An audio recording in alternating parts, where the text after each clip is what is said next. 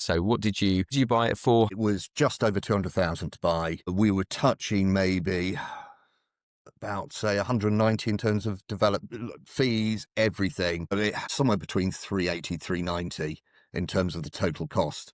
And the valuation is at 475. Okay, wow. Yeah. And So as a residential, what would it be worth as a resident, just valued as a residential property, do you think? I think about 240. Wow.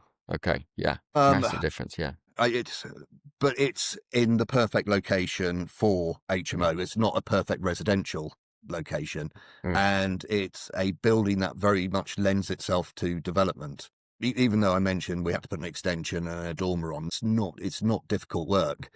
Whereas because of the bones of the building, we're very lucky where we're located. These kind of working professionals, is it a student area? How did your tenant type influence the kind of design decisions that you made in the build process and design and build process? I mean, very naively, everyone kind of mentions young professionals. And when I first started the project, it was young professionals. That's who I'm going for. So, and it's the youngest I've got is about 25. Got a couple of sort of youngish people, and the eldest is about 45. Quite a few international. Why don't you? Even though I haven't got any rooms available at the moment, one of my tenants has said, "Look, this guy would really like to move in." So that's nice to know. It shows that you're doing something right. Whereas I was looking at the finished product photos, which you kindly sent across, and actually, I think anybody would be proud to put their name to those. Yeah, I mean, Julian has been an absolute legend. We've got a little shrine in the corner of our house to Julian. How that came about was after I had the conversation with Matt, I had a like a buddy, someone who I met through the previous Wealth Academy, and we were sort of like, just property buddies, so we can fire off each other and all that kind of stuff. And I think he saw one of Julian's sort of little hour slots or something, and he just said, "You've got to go on the next one," or something like that. And I did, and it just resonated so much with what I was trying to achieve. I didn't know what I wanted to achieve. I mean, basically, I live in a house that's all white.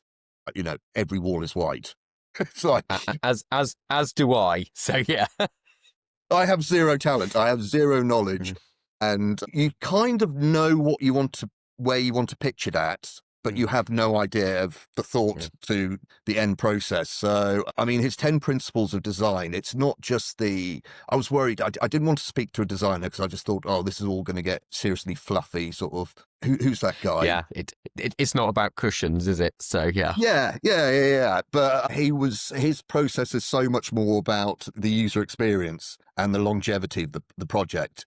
And that is the key weakness of potentially going down a larger HMO strategy, is you've got to have longevity in the project. It still needs to look good in 10, 15 years' time.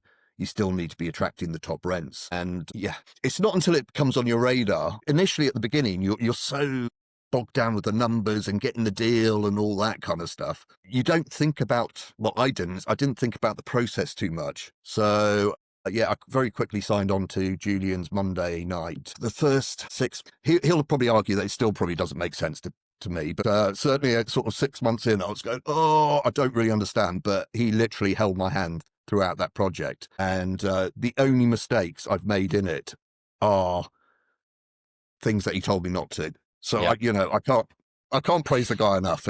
Massively helped me out. He's a great guy. And for my son's birthday, we were redecorating my teenage son's bedroom for him. And Junior just got on board and helped me with it. So, kind of sent me links to all these things saying, you should do this. And it looks amazing. And if I'd been in charge, it would look like a dog's dinner. Exactly. I mean, I was, towards the end of the project, I was messaging him on a Saturday morning at 11 o'clock going, which way do I do the throws? What design do we do on the throws?